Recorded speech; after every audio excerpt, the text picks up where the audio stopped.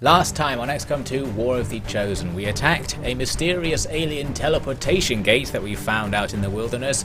We nearly took losses on the way, but we did get through with no casualties and we ended up stealing the gate for some reason. We recovered a few new special personnel from a lost infested city, then we were briefly shot down, but we managed to defeat the alien ambush and just flew off without the aliens really thinking to shoot us down again. So now we're just back into normal operation and a guerrilla op comes up. The first mission available is Lost Only, so that's quite interesting, means it's effectively very easy despite claiming to be difficult. It's difficult because there are lots of enemies, but since you can just kill them all really quickly, it doesn't really matter. The other one's probably a bit harder, and the rewards that I would get are probably more useful. However, I end up going with the Lost Only mission in order to have a soft way to train up some more B team members to get some more high-ranked people or mid-ranked people available. So here we are, we had to go through some sewer or subway or something to destroy an alien device, and it was surrounded by the Lost, who are dutifully guarding it for some reason. And eventually, all we need to do is walk forwards and shoot them all. Here's an example of one of the Lost being shot, in case you wondered what it was like. There we go, just need to do that a whole load of times, and then we can destroy the device. We're killing the Lost, yeah. We're killing the Lost, no. We're killing the Lost with another headshot to get an extra move. We're killing the Lost, oh, it's so easy. Killing the Lost, that trigger is squeezy. Killing the Lost, and now they're gone. We'll blow up the alien thing. And we're done. So yes, soon we've killed a whole bunch of the Lost, and that was the end of that. And the alien transmitter, I think it was, will no longer be transmitting whatever it was transmitting from this weird dank sewer. Now we have another one of these ambushes on a covert action that we need to go and deal with. This is the thing where you have to run through a lost-infested city with a few Advent troops around, and taking part this time is Sigvold and Praetor Mox. Normally I'd skip over these because they're quite easy, but this one proved to be interesting, as we'll see, so we'll take a little look at it. Now I started moving forward through the first building and didn't see anything interesting on the way, but the enemy were dropping some reinforcements behind me. The way they could get to me from there though was 2 or 3 turns in length, because you had to go all the way to the other side of the building to get into the corridor where my men were stationed. So my plan here was to just ignore these troops and run away from them and just go to the extraction point without really fighting. But the game says no, it just throws them in front of me. So now we have to fight them, and Sigvold gets this glorious miss, shooting nowhere near the target. I even screenshotted it because it was so glorious. And that was that. So now we're going to have to actually do this little engagement in order to get through the room safely. Mox throws a grenade forwards to damage a couple of enemies and remove some cover. Now Sigvold can take advantage of this with an attack, although the explosion is destroy the Lost in as usual, we'll be ignoring that. These enemies have absolutely loads of health because they're now the late game version of the basic enemy, where they have tons of health and I believe a few extra abilities under their belt. And we're going to see one of them right now. They can throw grenades now, so we're going to get a taste of our own medicine. My 2 guys are standing right next to each other and they're in heavy cover, so the aliens are going to do this Devin style. They throw a grenade up, removing our cover and doing a bit of damage there, although Sigvold somehow dodged the explosion. Didn't know an explosion could actually miss like that, so not sure what happened there.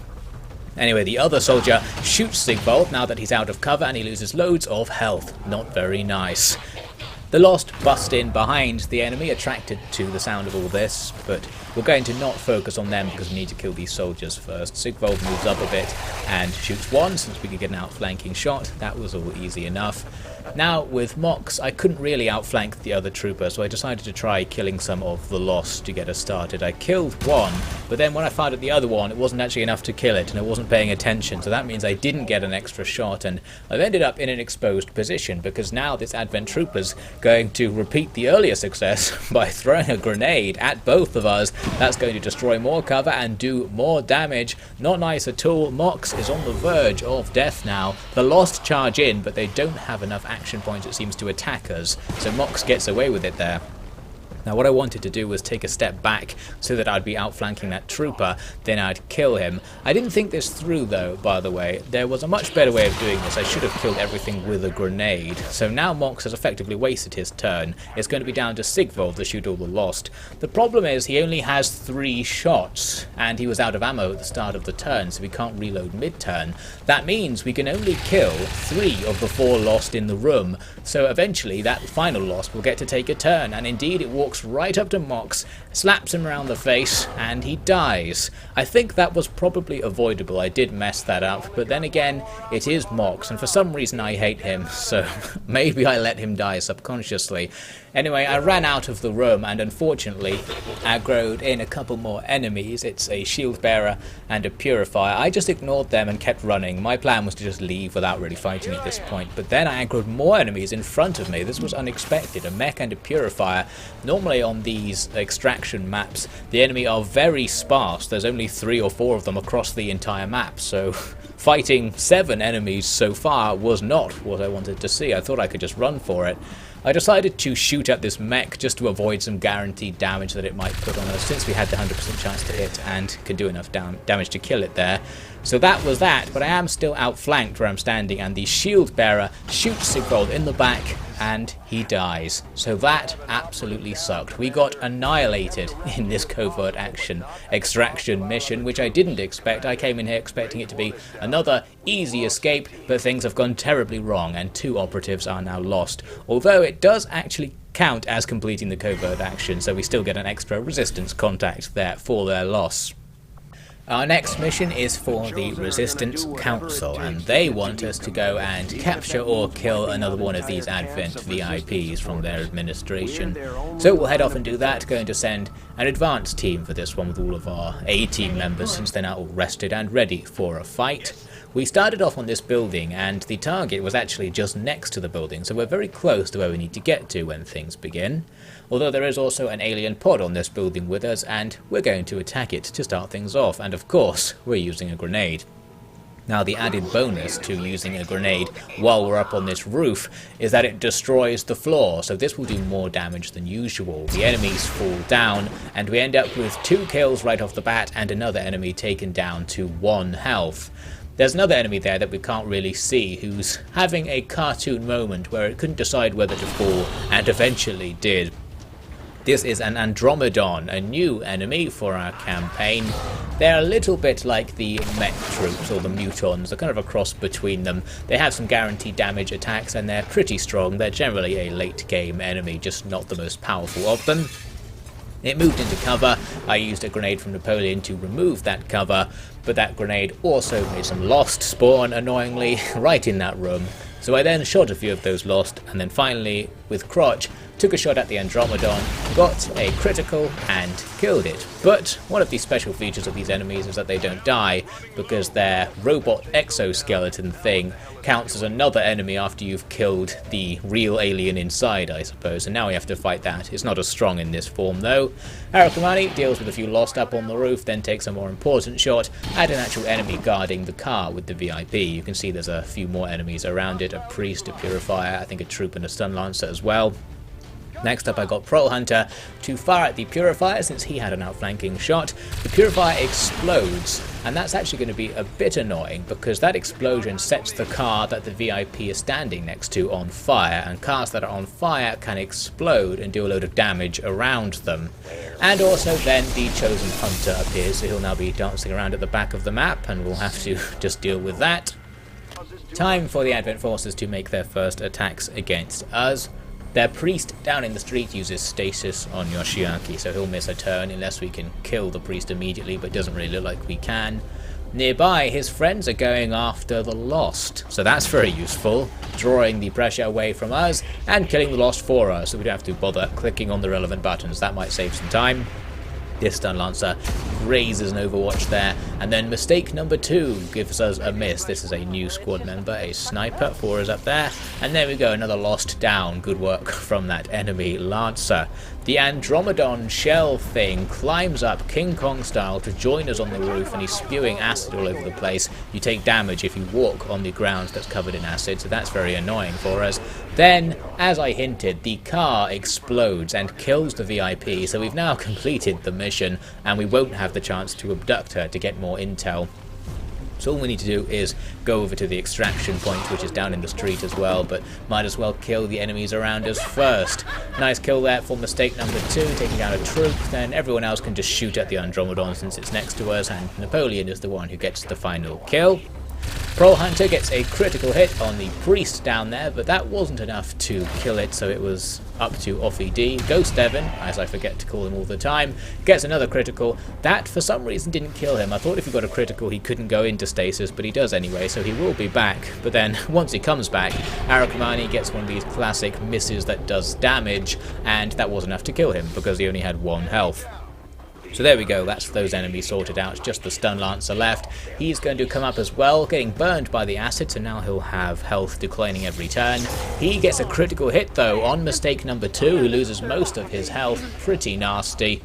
The Chosen then uses the tracking shot on mistake 2, and he's dazed, so he can't move, so this is a bit of a problem. We are lucky though, because the game decides that actually he's not dazed after some reinforcements appear there. So we can just now move him. See the message down there, it says he's no longer dazed, so he wasn't dazed for an entire turn. He walks away, Crotch kills the Stun Lancer, and that near miss was resolved. Those reinforcements spawn in one by one, weirdly there. And we are going to have to fight them because they're right next to the extraction point. There's no way we'll be able to safely extract without being shot a whole bunch of times. So here we go. Their purifier starts running and now the Overwatches come in. I was very enthusiastic about this, but we get not enough damage there from Pro Hunter and WotC to blow it up and kill all of the enemies nearby, which is what I wanted. Then Arakamani comes into range and he does get the explosion, and luckily enough that explosion was still near enough to kill a couple more of the enemies and damage the mech, so that was all good in the end. As for these remaining enemies, I'm going to use Saturation Fire with Pro Hunter in order to try and damage both. I actually missed the priest with that attack, but the car exploded and did some damage anyway, so that's a good consolation, and the mech went down as we saw. Now I'm going to move Takehisa up to outflank the priest and once again go for the critical hit so he doesn't go into stasis, and that seemed to work. Maybe it isn't criticals that prevent stasis, it's just purely random, I have no idea. Really, Takehisa was revealed by making that attack, but I'm still playing as if he's in shadow because I'm not very good at this game. You see here I just run him forwards thinking I'm scouting for the Chosen, but while we see the Chosen and a couple of enemies, we're now going to get those enemies aggroed in because I wasn't actually in shadow, even though I could have been to make that move. So that wasn't very clever. Now we've got 4 codexes and an Andromedon, and that means we've got 8 codexes and an Andromedon. I'm going to use my other action to go into shadow so he's not in so much danger there. The enemy move up because that was towards the end of the turn, and now we'll have to tank some attacks. The Codex prepares Psionic Bomb from a very nice position on top of that building. Crotch gets an Overwatch shot, but not enough to kill it, and then the Psionic Bomb will disable Crotch and Arakamani for a turn, and there's the first clone, so we're up to 5 Codexes now. Another one runs forward, and Yoshiaki does the 1 damage miss trick. That means now we have to fight the cloned Codex at virtually full health. Very annoying, not much we can do. Having that thing on the weapon that does extra damage is sometimes really nice and sometimes really annoying. Another Codex makes a shot through a couple of walls at Pro Hunter and actually gets the hit even though he was in heavy cover. That was very statistically unlikely to happen, but what can we do? And the Chosen runs forward. I thought it was about to shoot us normally, but it actually goes into Overwatch. So that's okay, since we have plenty of people in position to damage it and remove the Overwatch. And that grenade does just such a thing, although it doesn't damage the Chosen. I think it may be immune to explosive damage. Got some more Codexes cloning in as a result of the damage dealt there, though. So here we have Takehisa right in front of the enemy in shadow, so they can't see him, but that's not going to last for long, as we'll see. Mistake number 2 now steps up, uses Lightning Hands to kill one of the Codexes. Good work from him. Now I can take a regular shot. Considered using a kill zone, but I really wanted to just kill the Chosen so that we could then leave having done that, because you get bonus ability points for killing the Chosen. So it's a nice target even if we have to evacuate soon, but we need to get off the extraction point there, as we can see, due to the psionic bomb. As I do so, a civilian runs past Takehisa and reveals him. The civilians reveal your position to the aliens, since the civilians are technically on the alien side here, so now he's in big trouble. Troll Hunter uses Hail of Bullets to guarantee a load of damage onto the Chosen, and that kills it. So that's a good start there. Still, the Andromedon standing right next to Takehisa is what I'm really worried about. That said, I'm still not going to run him very far away. I just moved him into slightly better cover and then shot the Andromedon because he has the Shredder ability. I wanted to get that shot in because now the Andromedon has less armor, so we can do more damage to it, and I thought that might just make things easier in general.